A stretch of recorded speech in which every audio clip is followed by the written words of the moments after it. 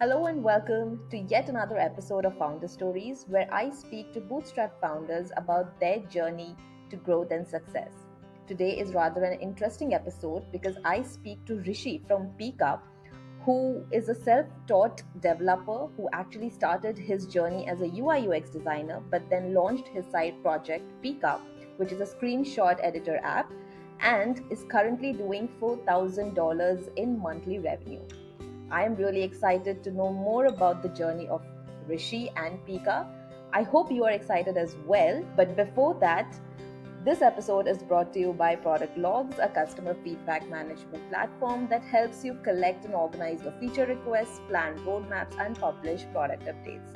So, without any further ado, let's get into the episode. Hey, hi, Rishi. Welcome to the show. Thank you for coming after a very long time, after too many back and forths we did.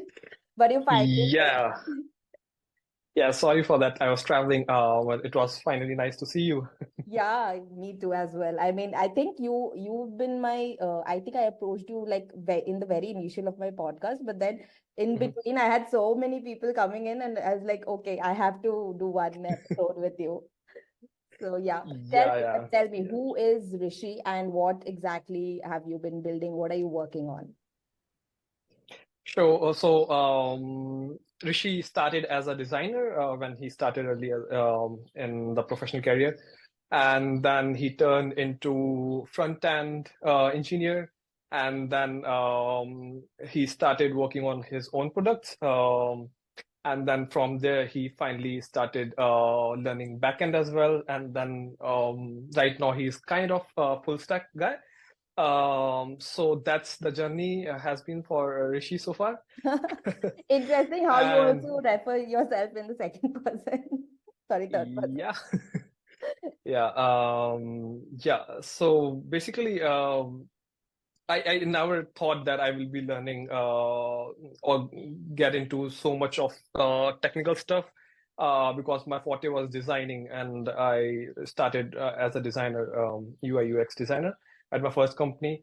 But then things got interesting, and I got company of people who used to build products and launch stuff, and that's what made me curious about like building my own stuff and all, and that's how I started learning things, and that's how the journey has been from there. So yeah. Interesting. And what are you working on right now? So right now, apart from my full-time job, I am working on my project. It's called Pika. So I started this project in 2022, in the early 2022.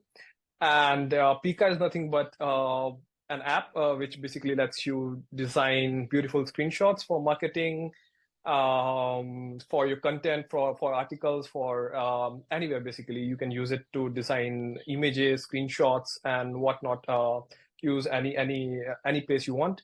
And recently, I have also built API for it, so you can basically use the API to generate images in your app automatically, so you don't need to like tinker things on your own. You can use API to like share like push parameters, and it will give you back image. So basically, it's an image designer, and if I have to brief it. Nice, uh, interesting. So I'll just go a little bit back in your journey and try to mhm, understand. You said you started as a UI UX designer. What made you yeah. shift from UI UX to actually development? Uh, um, so I was keen on building my own project since the start of my career, and I at that point of time I didn't know JavaScript, and React was all fairly new at that point of time, and so I used to use Vanilla JS to build weather apps and whatnot, and and the main motive was that I wanted to implement my own designs because I was like okayish at that point. In designing, and I wanted to implement my own wireframes in my free time. So yeah, I mean, that's how I got into learning JavaScript, and then came React.js. And then when I learned a bit of JavaScript, I also switched to a new company which had a new role for front-end engineer, basically design engineer. So I was handling design and front end as well at the same point of time. So that's how I got into front end, and then building like the back end part was also interesting to me. So that's how I started learning Node.js. It was like basically I got into some new world, and then it introduced me to a new world, and Well, yeah. that kept on going on. Yeah, very So interesting. I mean, from like first you started out as a UI UX, and then you really got interested into front end. You learned, so you yeah. self-taught yourself. How did you go about that? Yeah, I mostly self-taught it. I basically used to implement things from my own knowledge, and if I didn't like if I couldn't fix any problem, then I just used to Stack Overflow it, or just find a tutorial on YouTube or Google. So yeah, that's it. It was more like a trial and error kind of learning. Nice, nice. I think so for me also, I also I think somewhere around in 2021 or something, Hmm. I come from a very different background. I come from a legal background. Hmm. Then I was introduced to Hmm. indie hacking journey, and well, I Hmm. was introduced to a lot of people there in indie hacking space. And Hmm. then I realized like, yeah, even I want to build products. So I also Hmm. self-taught myself, Yeah. right from HTML, CSS, React, Python, etc. Hmm. But then Nice. after a year or so, I really lost interest. I was like, I think I'm more better in, talking to people and communicating and, Hmm.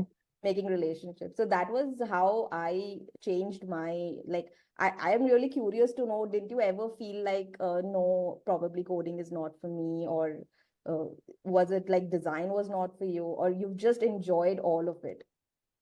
Yeah, yeah. So for me, it was more like a process that I like to do. It never felt like I'm doing it forcefully or I have to learn it. It was more like I want to learn it, because it was just interesting to me, like the possibility of things that I can do with that kind of knowledge that I had or gained. That kept it very interesting for me because I kept on building small stuff for myself, like for my own problems, and that actually helped me. And the process was, I would say that it was more like more of an interesting process than something I felt like had to do. Yeah, interesting. I mean, Yeah. yeah, I mean, if the growth happens organically for oneself and not about the company, but right now for oneself, I think you should just take the leap and go with it, go with the flow, right? So Yeah. before Pika, what exactly were there any projects that you kind of, experimented with, or was it this one shot wonder? No, no. So before that, I had built a couple of projects, and the notable one was Kizzy. So Kizzy was basically a Twitter client for web, and the idea like behind it was that I was and I'm a huge Twitter fan. So I whenever like I have time, I just open Twitter and scroll and see what people are up to. And I was like I used to spend a lot of time on Twitter at that point of time because I was working from home, and then I didn't go used to go out much. So I was basically doing networking on Twitter and see what people are up to and what people are building, because I was also following people who were indie hacking, and that was inspiring to me. So the problem with Twitter.com was that I didn't like the fact that it was too cluttered. There are a lot of things going on Twitter, and still, like if you see on the right hand side, there is a trend section, and there is a whole lot of stuff that you or personally I didn't want to see. And so I thought, like, why not just use Twitter API and build something that I would personally like, and that's how the idea of Kizzy was born. And I was like, I built it for 1 and slightly more than an year. And after that, Elon Musk finally decided to Yeah. launch new plans on Twitter API, and it was very expensive for me as a solopreneur. It was something that I couldn't afford. So I did the idea as well as the app. So that was my first project. I think it had when I killed that project, there were like 3,000 users using that app. And it had like I think 200, 300 MRR at that point of time. But yeah, that was something like I wanted to like really build it. but couldn't happen at that time. Yeah, I Hopefully mean, in future. Twitter API, I think all of everybody whom I've talked to who actually built products at that Yeah, COVID time with Twitter, yeah, after Elon yeah. Musk made that API changes, everybody's business got shut, and it was really sad. I mean, it makes it, for us also, it was the we will not build any products which is dependent on some third party API solely, like sole business shouldn't be. Yeah, exactly. So That that, was the biggest learning yeah. after that point. So I don't really rely on APIs anymore, like a single API. Yeah. Yeah. So, I mean, that's how I think I also met a lot of people and I Hmm. also found a lot of inspiration in indie hacking. But how Hmm. did you like, shift? Like, I understand the business got killed, but initially, how did you validate you said you were making it for yourself personally. But Hmm. was there any Yeah. process you followed to validate your idea or reach out to people to like, how did you get those initial growth in the beginning of this? So I only did developer things. I was building and I was just sharing it on Twitter. So I was building in public basically, and people. I wouldn't say a lot of people were interested in the app, but there were people who were actually interested in seeing something like this grow up, and they wanted to use something like that is cleaner and better. And yeah, I mean. So I didn't really market it much. I was just tweeting about it, and yeah, there was no marketing as such at all. There was no content marketing. There was nothing. I was just building it. I was taking feedback from the users who were using it, and like my own things, my own ideas that I wanted to implement, and that's how it grew. But yeah, I mean, it wasn't doing very well. Um, but yeah, I mean, that was it. So, were there any learnings that you carried forward while building Pika as such? Pika or Kizzy? No, after Gizzy, your next project was Pika, if I'm correct. Yeah. Yeah. So So, after Pika, I'm still building. Pika, I'm still building. So yeah, this project has taught me a lot of stuff. And with Kizzy, I just learned that we shouldn't depend on a single API as a product, like build a product based on just one API or something. And nothing like to depend on an API, which if it closes or something, your whole product would be yeah, affected. So that was my biggest learning with Kizzy. And with Pika, I mean, I'm still learning actually. I didn't know how to market. I didn't know how to do content writing. I didn't know how to talk to users. I didn't know how to do customer support. I didn't know like proper backend as such. Yeah, so all of these things I've been like trying to do with my own product with Pika, and I'm still learning all of these things literally yeah. like I mean, every day. I mean, yeah, I mean, I've also met with founders who were building products with Twitter, and their mhm, major marketing channel was itself Twitter. And because you yeah. are building for Twitter, so you found all your target audience there. So there wasn't a need of, much going out or, doing SEO or etc. Other market approaching other marketing channels because they had Mhm. reached a certain stage with the Twitter audience itself until the time, of course, Yeah, Mr. Elon decided to just shut down things. But yeah. so, like when you started Pika, like how did you get the Mhm. inspiration of this screenshot editor tool and why this? Yeah, I wanted to like burn my own itch. So I was designer and I used to share my design work on Twitter. Previous to that, I used to share it on Dribble. But then I was more active on Twitter, and then I used to share my UI stuff like new components that I used to build or anything that involved UI. So what I used to do was use Figma to like make the whole screenshot or the image better. And it was a very redundant and repetitive process. So I used to like shape the screenshot particularly for the platform and then add background and stuff. So it was kind of boring and also time taking. And I just thought like why not build an app which can do this for me and in a like very short time and quickly basically. And that's the idea behind Pika. Like I wanted to solve the time problem, and as well as to keep the quality of the output basically good. And that's how I built a small app based on Next.js and Tailwind. And it was a very simple app. You just you just add your screenshot, and you just choose the size of the canvas. You just add a gradient background, and you can just save it as an image. And it was it basically solved my problem. So that's how the idea was born, and then it took me like 3-4 days to actually build it, Wow. and then soft launch it on Twitter.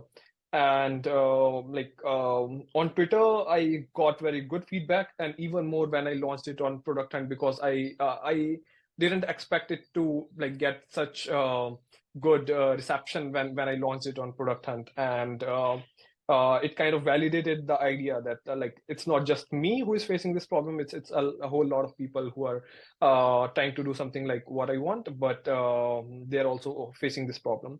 So yeah, that's how I got this idea in mind and how I built it. Interesting. I mean, when you actually launched Pika, did you, or when you were just in the ideation phase, did you Mhm. see that there were other competitors also existing in the market, or was it completely like, you just came up with this, there was this problem with you, and you wanted to create a solution and just see how it floats out there? No, never did like any kind of research before building it. It was just my own thing that I wanted to push out there. It was also my first open source project actually, so I wanted to have something in the open source space. And Yeah, so that's how I started it. Um, Later I came to know about another app called Brandbird, which was and is quite popular in the same space, but I don't know any of the other products that are that were live at that point of time and good. So Interesting. yeah. I think, yeah, the entire structure itself, I mean, when you launched it and when you got a lot of feedback, plus you got a lot of, I think you Mhm, got a good amount of reception and from the product hunt as well. It simply mhm. validated the concept or the idea that, well, people do want this kind of tool, and probably there are not good tools out there. So Yeah. was that your experience in terms of getting the feedback that you got, and how long did it take you to get your initial 10 customers? Or probably 10 is less. I think there must be more. No, so there was no thing as customers as such, because I started it as a very simple project. No login or no sign up process, no payments at all. You just open the app and it just opens the editor, and you just start tweaking it and start getting your screenshots. So, but the only stat that I have right now is the traffic that got at the initial point of time, and it was more than what I expected. I think the first customer that I got, I remember that very clearly, because that was very nice experience for me. So there is this person, Chris Evans. He's the founder of Incident.io. So I was building Pika in public, and I was sharing about it on Twitter. And one of the tweet got very popular, like it got some good engagement. And then in the reply, this Chris Evans, he asked me, he shared a feedback basically. He wanted a feature in the app. And so I DM'd him basically, and to understand more about what he wanted out of the app. And so he told me that he wanted to add image as background. That was a feature he wanted to have in the app. And so out of the blue, I just thought of asking, like, would you pay for for this particular feature? Nice. And he said, why not? Like, yeah, we would be happy to pay $10 a month for this product. And so in like 3 or 4 days, at that point of time, Pika didn't even have authentication, so no sign up, no payments at all, no pricing. But then that was a very positive thing to listen from a user. So it took me like 3-4 days to add authentication. I added user login and sign up. And then I also integrated Stripe in like 1 or 2 days. And as soon as I added that, I pushed that commit. I remember like I just wrote a message to him that I have integrated this feature. You can now sign up and just start using it. And 5 minutes later, I get a notification on my phone. You received a payment from Wow. that user. So that was my first. He was my first paying customer, and he basically went for the annual plan and not even the monthly plan. Wow, So, interesting. yeah, that's how I got my first user, and then I think rest of the like first set of users, I think I got from Twitter only because I didn't market it anywhere else. There was some traction from the product hunt launch, but I don't remember getting many customers from that launch. Even though like there was huge traffic and there was buzz, but not like it didn't convert well. Most of the like first set of users I think I got from Twitter either, or like people told about it to their friends or on to other users, other Twitter users, and that's how I got my first users. Wow, you got like a good word of mouth happening Yeah, for the product and yeah, everything was really organic. So, in fact, your yeah, story about getting your first paid customer is also so exciting because, you wouldn't have mentioned that would you pay, and probably that wouldn't have been your. yeah.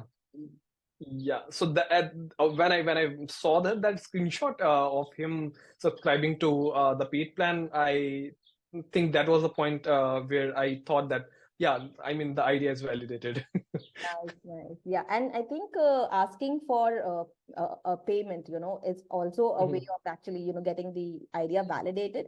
Plus, Yeah, knowing that your development journey or build journey is going in, like you're getting something out of it. It's not going just yeah, for a waste or for a toss, like because exactly, people are not interested in paying. Also, I think with exactly. Pika, even today, you have this, you allow people to just come and use the Yeah, product without signing yeah, up. So, do you think this yeah. barrier of entry helped you grow your product more and to reach wider audience? Yeah, I think it has helped me a bit in the marketing part since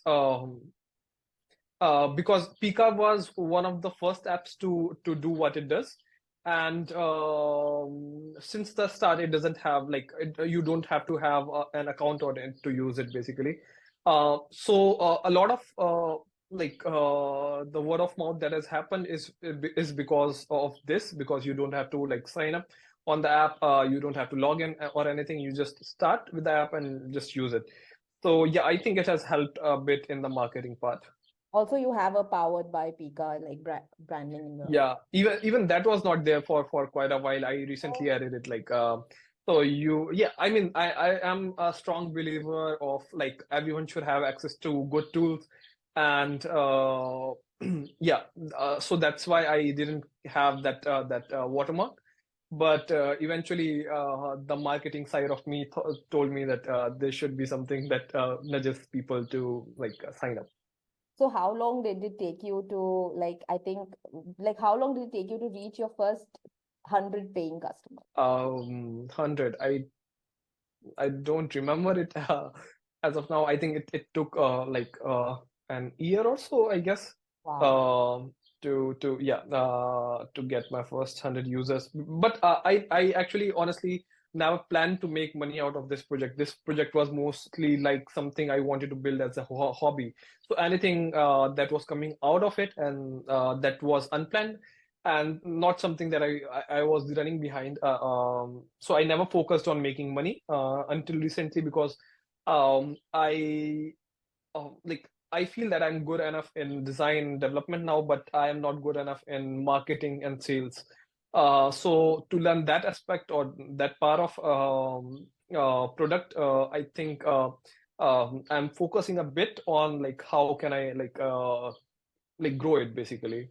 Yeah. Also, do you think your product has reached a certain stage where you can spend a less little time in building and probably more time in marketing because or the initial word of mouth has probably brought you a lot of users and Now Yeah. you can probably focus on marketing, give a bunch of time I don't think so because after Pika got popular, there were a lot of people who started building the same idea. And if you see in the market, there are like a lot of apps which do the same. And so I think it's not at a point where I can just stop building or adding new features at all. Like there has to be some kind of like push towards that point. But yeah, I mean, I would say that at this point of time, I want to focus equally on marketing as well as building because there are quite some competitors, and it's not even about the competitors actually. It's about the ideas that I have that I want to push it in Pika and like see people using it. So yeah. Nice, interesting. So even I came across a lot of different apps that does the same thing, Mhm. and it came out in the recent months itself. Yeah, yeah, yeah, So I tried them all out, but to be honest, I really found your UX pretty much better and the design sense very much better. I didn't know at that point of time that you come from a UI UX background. So now it makes sense. Now I can link it, yeah, why the design stuff is better in Pika compared to other apps. And since it's a very public facing thing, you need to have yeah. that design sense and it needs to be better in UX and UI, don't you think? Yeah, I mean it's also kind of a like I said, I didn't expect to it to make money for me. It was more of a hobby project, and I wanted to use it for my learning. That's my first goal with Pika, and that's how it started. I mean, I started experimenting with a lot of UI ideas that I had in the components that I built for Pika. So if you see like a drop down or there are like a lot of components that I custom built for Pika, and those were mostly design experiments that I wanted to do. So yeah, I mean it's also a platform where I just experiment, and it's more like a playground where I just if I see a new tech or a new library that I want to try out, I just think like how can I use it for Pika or use it for this project. So yeah. Yeah, and you are working solo on this, right? Or do you have a co-founder? No, I'm working solo. So recently I have been traveling a lot because traveling is something I like to do as well. So I thought that this is the point where I need help, and I started working with Dinesh. He was the person. He's the person who helped me push the API plan in Pika, and so he is still helping me with some of the things. And yeah, that's pretty much it. Like I'm handling the rest of the things, but I also plan to include some more people. I've been talking to some people to handle marketing part and content part, but I'm not very sure about it right now. But yeah, on the API side, I think Dinesh has helped me a lot, like pushing that plan out. Nice. And I remember in the middle you had something advertising on Pika as well. There was one of these marketing strategies, Yeah. which was very interesting. I think because it's a Mhm. free platform and people can Yeah. come and so how did that work out? How did that come into your mind and how did it happen? Yeah, well, it was an idea that I just wanted to try out because there was this thing where people don't need to sign up, and so I was just thinking like, how can I monetize those users? And it just randomly came in my mind that why not show ads for the free users who haven't paid, so they still get the value, and I get something out of it as well. And so I thought like I will just try it out and see how it works. I just placed a banner and created a new landing page to show the stats. And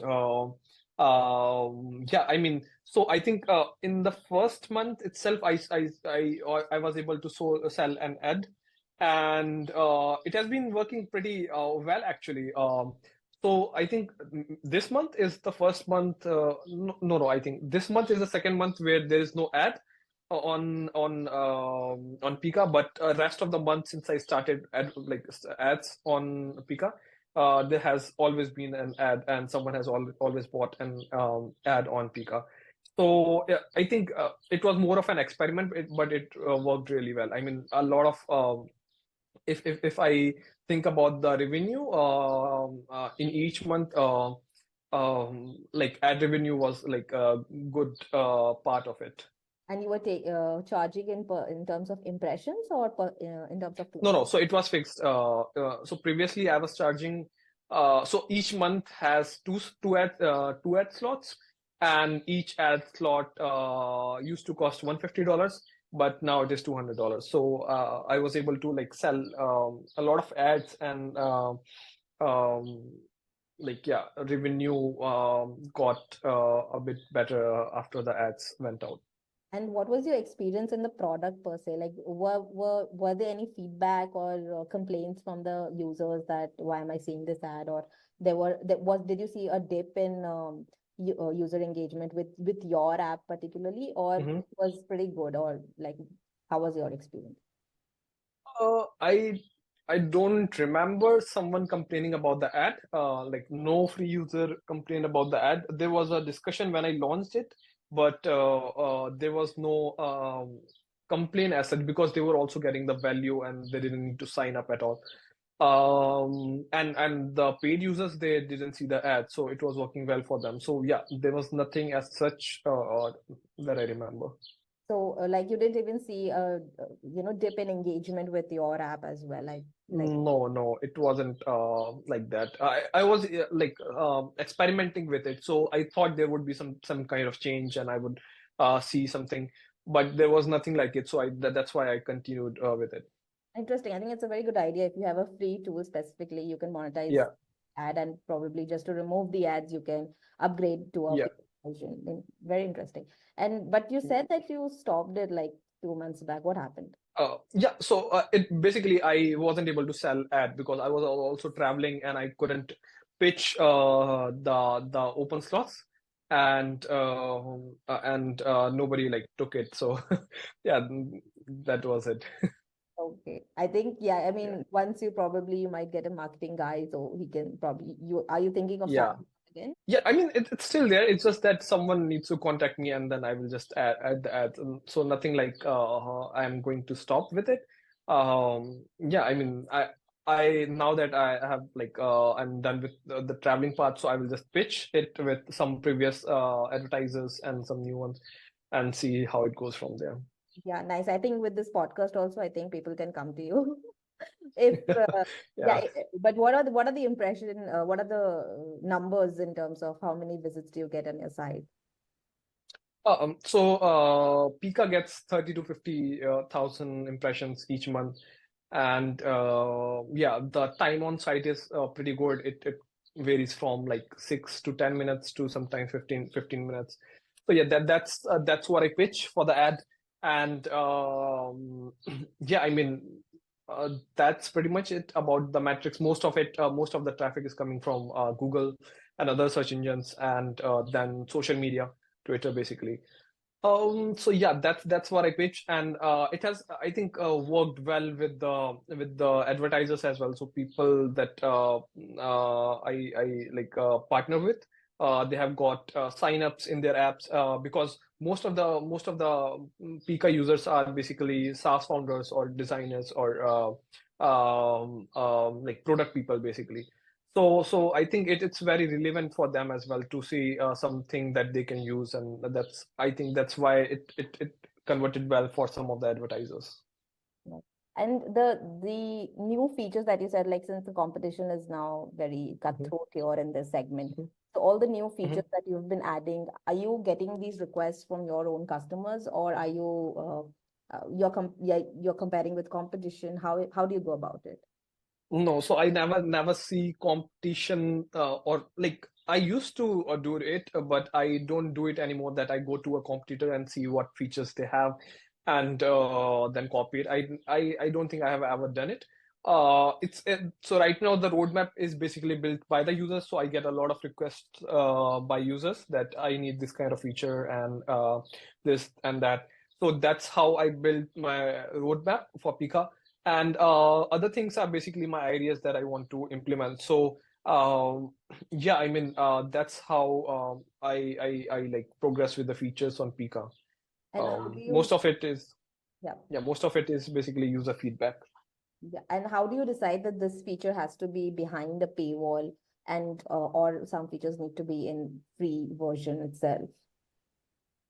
Yeah, that's an interesting question. I don't actually think much about it. It's just that as a user, I think as a user and see how much of a value this feature is giving me, and if it is like something that would take me a lot of time if I do it manually, then I would probably put it behind the paywall.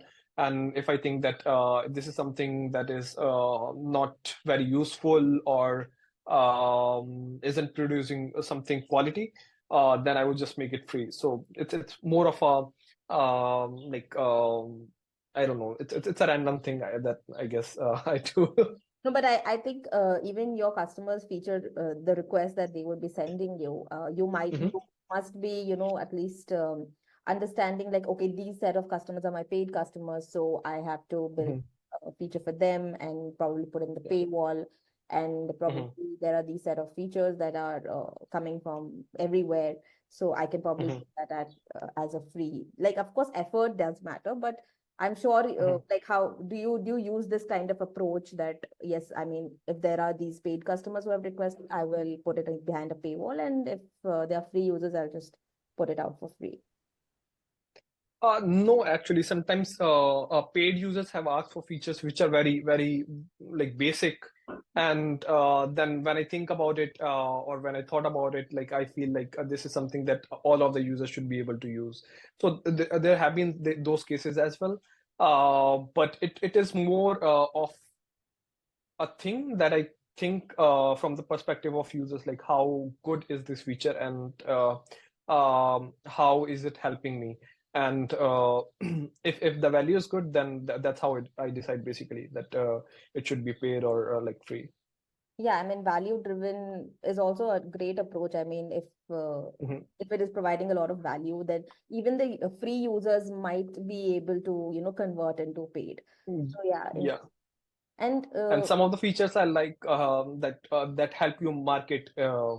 So those features should be free, even though it's something like paid users wants. But yeah, that's where you have to think like how some features can help you, like not just with getting new users, but market as well. So yeah. yeah, and like what would be those kind of features? Because as of now, I know you have a watermark, and that becomes a in Mhm. itself a marketing, viral marketing loop. And but Yeah. what other, like, can you give some examples of? Yeah, so there was a time where like even paid users they could add and it was something that a paid user has asked me that he wanted to have the Pika watermark even though he was a paid user. So that that was something I never thought about, like someone would ask. And so I thought that why not just because initially the logic for the Pika watermark was that if the user is not logged in, then show the watermark. But then later on, I decided to have that checkbox for the Pika watermark for paid users as well because one of the users wanted it, and I saw him sharing screenshots on Twitter, and it always had like a Pika watermark, so that was helping in marketing as well. Even I am your pro user. I am also like, I share your Pika watermark even in my email marketing campaign. Yeah, thank you for that. Yeah, so I will just talk a little bit about where Pika is at in terms of revenue numbers and how long will it take you to reach there. Yeah, so Pika is the last I checked yesterday, it was at 3,900 MRR. And how long did it take to reach here? 2 years, I guess, slightly more than 2 years, which is not a very good like thing. I would say like it has taken a lot of time to reach here. But then I when I look into the journey, I also see that I have done a lot of other things as well, not just building. So that makes sense to me. I mean, it is a fair journey. No, absolutely. Everybody has a different journey altogether. And Yeah. while some may reach like 5,000, 10,000 MRR in just 6 months or 12 months, others might, Yeah. it might take, depending upon the resources and the and kind of learnings that you are getting along the way, Yeah, that you are not a pro at everything. You don't know marketing, like yeah. doesn't know, like I do not know building, like I do not know developing. So although I taught myself, but then I Mhm, think there is a great learning curve along the journey of mhm. entrepreneurship is what I believe. Yeah, exactly. And honestly, I think that you should always do things you are actually interested about. And if you don't feel like it, so just don't do it. Otherwise, it would feel feel more like a burden than and eventually you will stop doing it. So yeah. Yeah, so which is why I think you want to delegate a lot of your marketing and sales stuff to people, right? Not actually. Actually, it's kind of opposite that I honestly want to learn marketing and I was talking to one of the guys to start with in Pika, and it was mostly because I wanted to learn from him that how he would grow, and then I would just learn in parallel. But yeah, I mean, it's something that I wanted to switch to. In fact, marketing and writing as well. So I recently started blog on Pika, and it has just one blog post for now. But but yeah, I mean that's something I want to improve on and like shift focus more on marketing and like sales side than development. Nice. Talking about growth of Pika itself, I think what was like, how did the journey look like for you in the initial days? For example, like did you get good rev, like once you launched the paid plan, I think the $10 Hmm. plan, did you Hmm. start getting a lot of users converting into paid plan, or you had to go out pitch people, or keep sharing about building in public about your So product? so yeah, so I started pitching about Pika even actually recently. I never did that before, and in I have been doing it since last 6 7 months now, um, and that has worked quite well actually. But in the start, I never pitched Pika to anyone or did any kind of marketing except that I just tweeted and I didn't have a newsletter or like change log or anything like that that was going out to the users at all. And like in fact, even now I don't send any regular updates to any users. So that's something that I need to improve on. But yeah, I mean, like I think in marketing, I'm just very um, it's something that I need to push a lot. But without, I mean, this is the first time I'm hearing that without marketing at all, you have like a good chunk of users who are paying, who are paid customers, who are enjoying the product, who are actually using it regularly. So I think this is very new to me. I have, Yeah, I mean, a lot of marketing is done in Twitter itself, where I have seen like a new user who is very popular signs up and they tweet about Pika, and that gets Pika more users. So this has happened quite some time. I mean, like I think 3 4 times that I've noted that a big user who has a lot of followers on Twitter, they have like signed up and then later on they have tweeted about Pika in some manner and that got Pika new users. So yeah, it's more like mostly organic and that I haven't done paid ads or like sent cold emails as such, but I plan to start on those now. Like I wonder like how would it work for Pika. it would, I think there's so much to achieve, like because you've Yeah, already achieved a chunk of it without marketing, but with marketing, everything will just get accelerated and the growth can be exponential.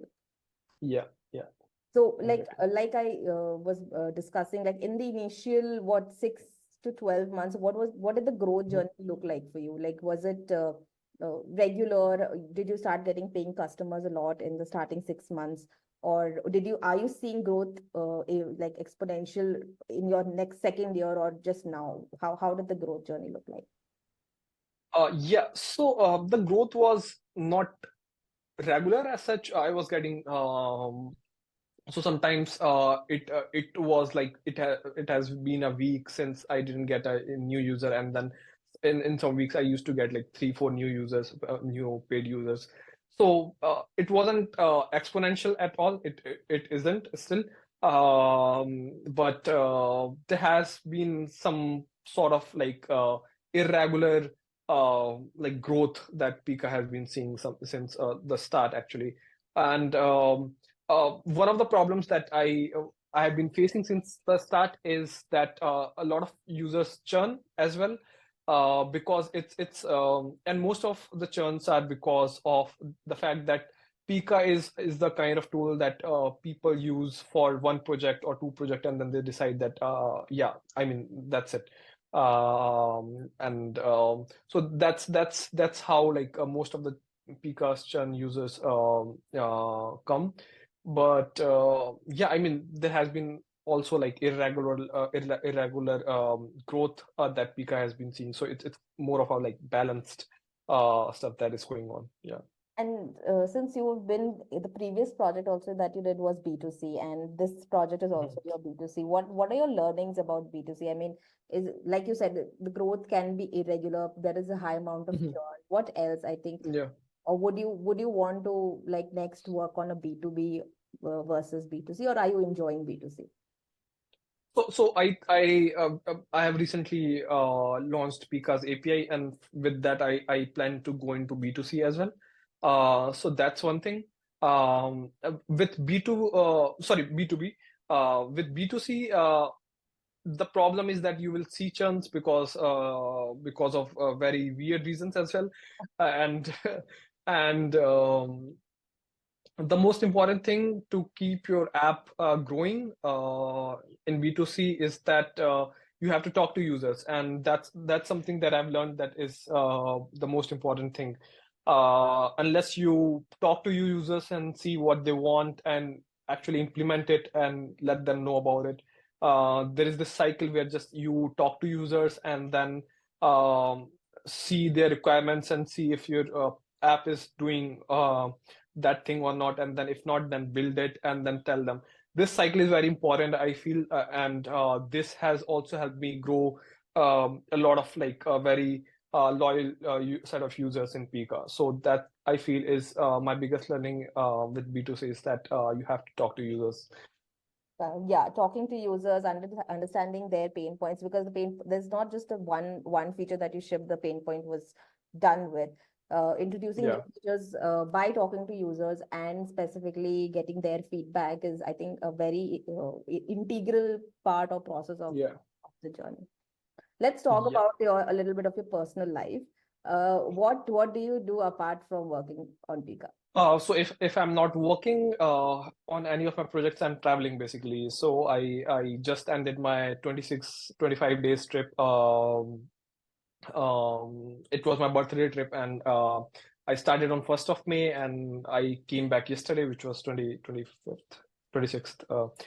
So yeah, traveling is something I enjoy doing, and I like exploring cultures. I like photography and see the world basically. So that's something I do. And apart from that, I just meet friends and talk to them mostly. And what else? I used to enjoy watching series and shows and whatnot, but I don't anymore. Like I feel like they take a lot of time. Yeah. Uh, yeah, I'm a so movie, I'm a movie fanatic. I'm a series fanatic. I'm like, okay, I mean, I think I can spare that much of time for one of my favorite yeah, series. actually, so I really like Bollywood, and I'm like a huge fan of Ranbir, and I've recently seen this series. So I don't usually watch series out of my interest unless two, three people recommend me something. So I recently watched this Hira Mandi and Oh yeah, this beautiful. Lapata Ladies, and both of these are Both of very them nice. I mean, yeah, wonderful. I think Hiramandi was definitely like the best in terms of like the entire set, the drama, the the acting. aesthetic. Yeah, I mean, I loved it. Yeah, Loved it. Me as well. And I think both came very in the same or two recently. recently in the same Yeah. week. I think they were on. And I completed Hiramandi in one go. Yeah, same. I mean, I was actually in Barcelona, and my plan was to like explore it, but then I spent like 1.5 days just watching Hiramandi because I wanted to see it. I think three or four of my friends had told me that you should watch it. It's very good. So I blocked my plans for 2 days and I just watched Hero Mandi and it was nice. I mean, Yeah, it didn't it's very disappoint. addictive also. It was addictive. Yeah, I couldn't shut my laptop or remove it till I could same, watch till the end. Yeah. So do you think that same. indie hacking, specifically now that you are, it gives you that freedom and that space to pursue your other dreams, other hobbies, and like traveling, etc. Yeah, very much. Like, if I didn't have a product that was building, like, generating this kind of money, it would have been hard for me to travel the way I'm traveling right now. And so it's more like I have a job, but I also have something that is mine and going on well for me. And basically gives you a confidence that yes, if you want to travel or if you want to do anything else, you can do it because you have that kind of option or you have that kind of backup thing. So I mean, it helps a lot in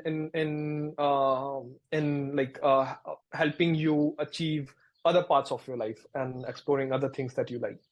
You just said I didn't know. I completely missed that you also have a job. So you are doing this as a side project, like after your job. Yeah, yeah. So Wow. I Good. there's a startup.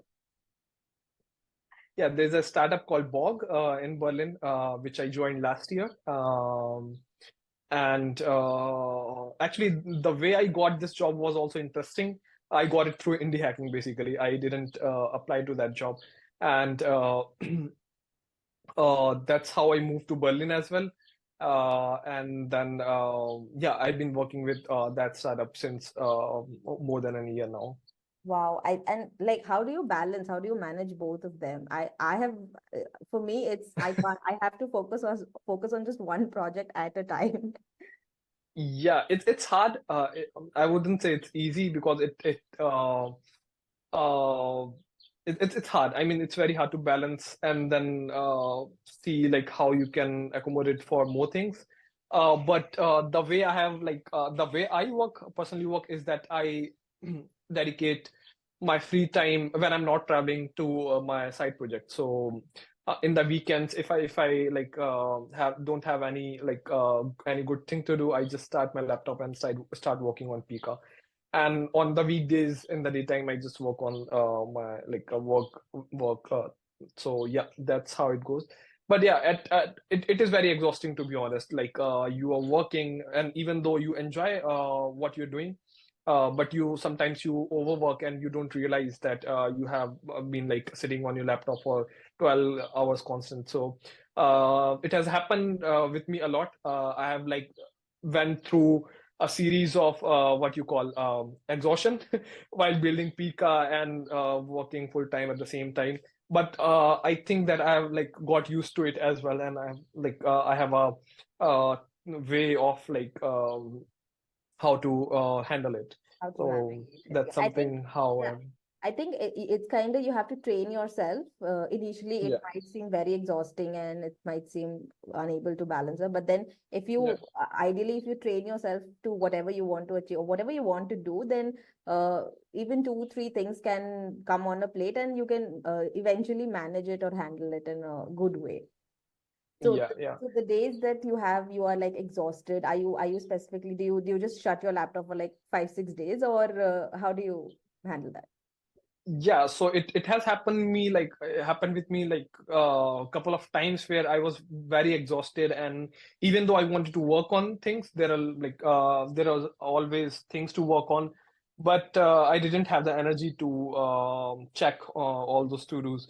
So at that time, I just do whatever like my mind says me to do, and most of the time, I just take out my mobile and scroll on Instagram And and it's just chat all. with my yeah. I talk with my friends and for hours because I just feel like there has to be some detachment um, from your day-to-day thing, and that helps me like recover from the exhaustion that I get from all the things that I do. Do you think traveling also helps? I think traveling also helps a lot to detach. Yeah, Y- Yeah, so the way I travel is that I can never travel with in a way that I am just traveling. I have to be like working on something even when I'm traveling. So yeah, whenever like I go out, I explore a city for 2 3 days constant, and there always comes a point where you feel like you are going out too much, and now it's time to just take out your laptop and see what's going on